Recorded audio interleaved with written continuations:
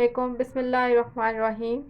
आज हमारा टॉपिक है rational numbers and irrational numbers. तो हम पहले देख लेते हैं कि रैशनल नंबर्स कौन से होते हैं और इर्रेशनल नंबर्स कौन से होते हैं, और फिर मैं आपको बताऊंगी जी इनमें कैसे डिफरेंस किया जा सकता है।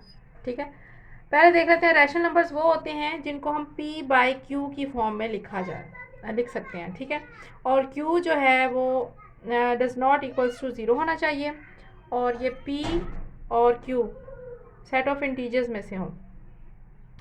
ठीक है, अब देखें P/Q की फॉर्म में लिखा जा सके, इसको रैशनल कहते हैं। इस डेफिनेशन से कोई ख़ास समझ नहीं आती, भाई इसको वाज़ह नहीं है।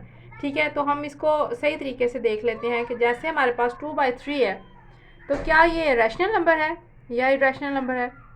हाँ देखें, हम 2/3 P/Q की फॉर्म में तो लिख सकते हैं ना, लेकिन आगे का तो हमें नहीं पता ना कि ये रैशनल है या इर्रेशनल है। डेफिनेशन के लिहाज से तो ये रैशनल होनी चाहिए। खैर, 7/2 ये वाली एक एग्जांपल ले लेते हैं। इसको देखें, मैं कहती हूँ कि ये भी रैशनल है क्योंकि P/Q की फॉर्म में लिखी गई है। ठीक है, और इर्रेशनल की हम कौन सी डेफिनेशन करते हैं कि P/Q की फॉर्म में ना लिखे जा सकते हों, जबकि Q does not equals to zero हो, और P और Q जो दोनों है ये सेट ऑफ इंटीजर्स में से होनी चाहिए। ठीक है, हर एलिमेंट, सबसे पहली बात तो ये है कि हर एलिमेंट हम P/Q की फॉर्म में लिख सकते हैं। ठीक है, अब इस डेफिनेशन में वो कहना कुछ और चाह रहे हैं। चलिए देखते हैं कि वो क्या कहना चाह रहे हैं। रैशनल नंबर्स की कुछ टाइप्स आ जाती हैं, जैसे कि 2/3 रैशनल है या नहीं है।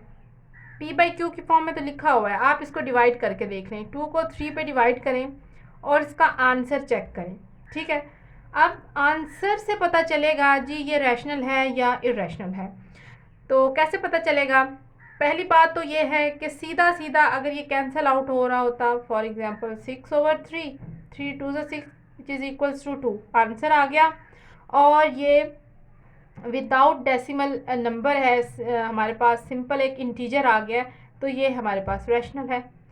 और दूसरी बात, अगर आंसर आ जाता 2.25, ठीक है, तो ये भी रैशनल है। क्यों?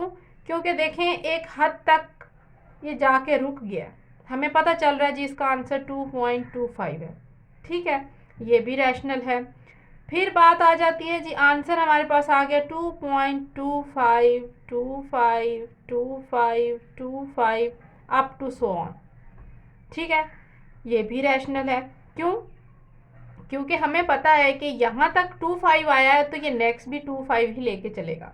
ठीक है, तो हमें इसका एग्जैक्ट पता है कि जहाँ तक मर्जी इसको ले जाएं यही आंसर आएगा, रेपिटेशन होगी, रिपीट यही वैल्यूज़ होंगी। ठीक है, तो ये भी हमारे पास रैशनल नंबर्स हैं। अब कैसे पता चलेगा जी कि कौन सा एलिमेंट इर्रेशनल है? तो देख लेते हैं।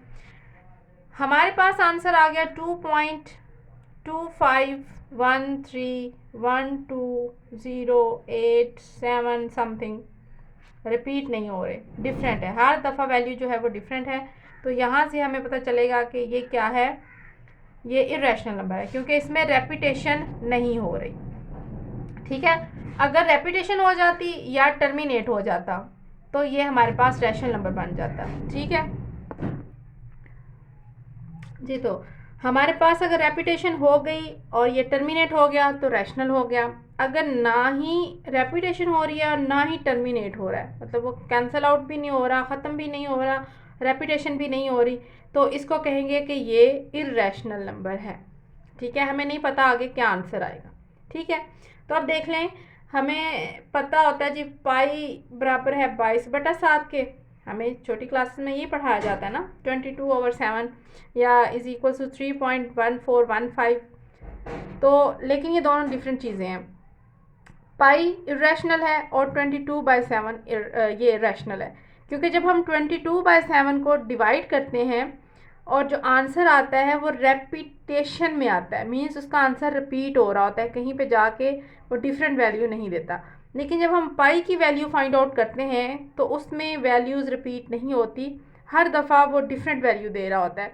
इसलिए हम कहते हैं कि जो पाई है वो इर्रेशनल है और 22/7 ये हमारे पास रैशनल नंबर है। Thank you so much. अल्लाह हाफिज़।